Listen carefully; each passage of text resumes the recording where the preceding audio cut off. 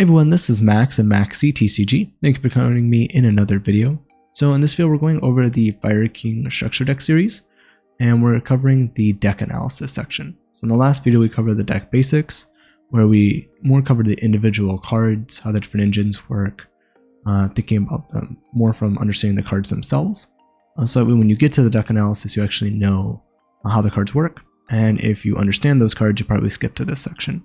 So what we're going to do in this video is go through all the different decks, explain the kind of structure and like thought process behind the deck, how the different engines work in terms of like the deck structure, and then we'll jump more into the combo video in the next section. So next we have the Sinful Spoils version of the deck. This might be something you want to play if you are like money just for bonfires and populace. Maybe you already have the Sinful Spoils version of the cards from playing Rescue Ace, but don't have the money for the other options, to keep upgrading the deck. Something to consider. One thing I would maybe try to do with this deck is maybe even play more of the Sinful Spoils. Right now we have 8 starter cards, this version of the deck. Maybe you play 3 Witch, maybe multiple of the Sinful Spoils to just get to Ponyx. It's definitely something to consider. Maybe you cut the Tenkis and the Arvatas down. One thing I like with this version of the deck is opening Wanted and Arvata is a pretty nice combo because you could be able to play through hand traps by having the Arvata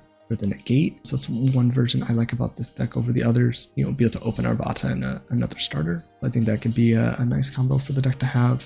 You could play 1-for-1, but the deck already loses hand advantage with Black Witch as well.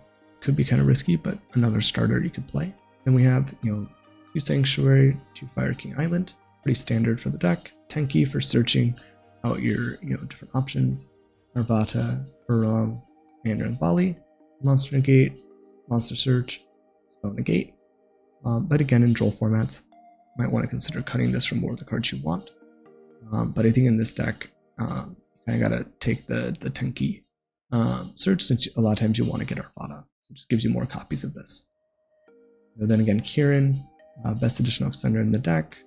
Stops the targeting negation on Ponyx or other fire monsters, as well as, since it destroys the monsters in the field, as well as being able to special summon a body onto the field and extend when it's destroyed. So really good card.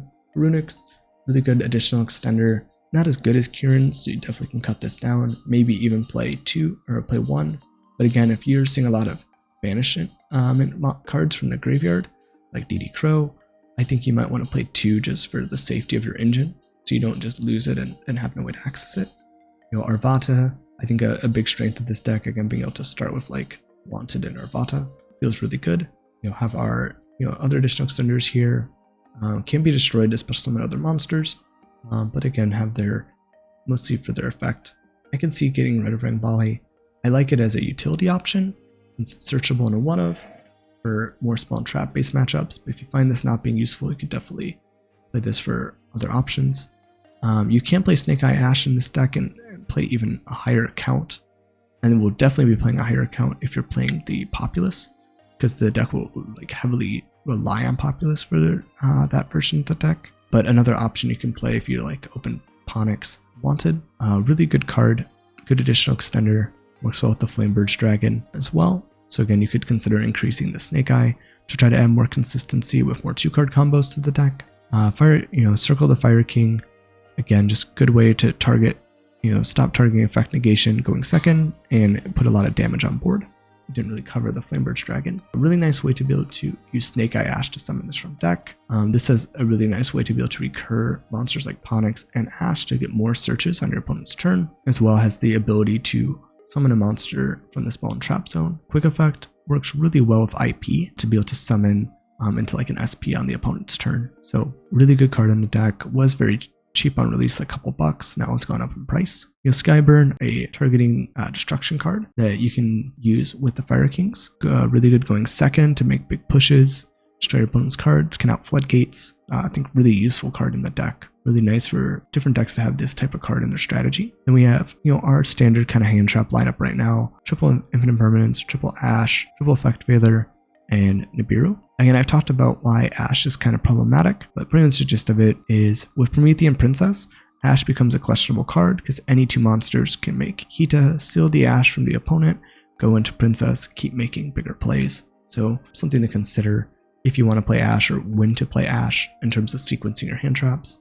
Again, this lineup works really well with, I think, Nib being really good, so even decks that can get to a negate, like Baron to floor, you can use Infinite Permanence or Effect Veiler with the Nibiru to negate that and board wipe them. Extra deck-wise, I think is pretty standard for this list. Garunix, getting really good in the deck. Typhon, I think a really good card going second. I think most decks should play it, just an extra way to push to your opponent's field. Zeus, I think works well with this deck, having the multiple level 1s for Slacker Magician, Downer Magician into Zeus. Can also go Dingirsu with 2 level 8s. It has also, destruction protection, as well as a non-targeting send, so it doesn't trigger the Fire Kings. It's really good, and also can attack and then go into Zeus as well. So I think Zeus and this package is nice in the deck. Almirage, again, a way of removing those 8,000 or less attack from the field. Link Karibo is removing level 1. Again, these work well with combining with Deco Talker Heat Soul line, Almirage and IP into Heat Soul, Fire and Dark Cybers, or Link Karibo and Sunlight Wolf into Dark Fire combo for Heat Soul.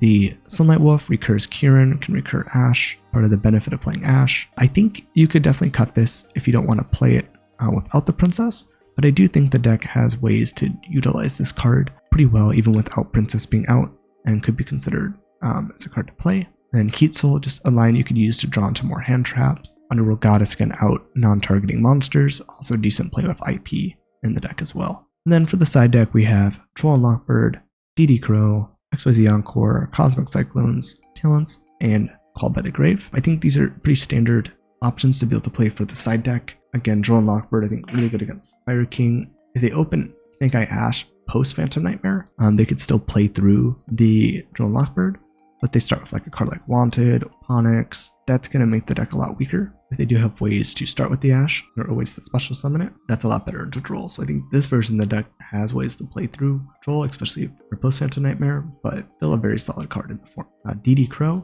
again, just really good at targeting effect negation and works well against a lot of different matchups.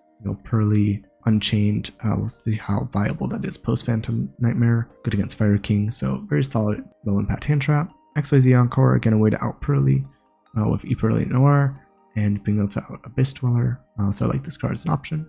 Cosmic Cyclone, again, a really good card for Pearly, Chained, Labyrinth, Fire King, the Snake Eye deck. You can hit the original when they set it.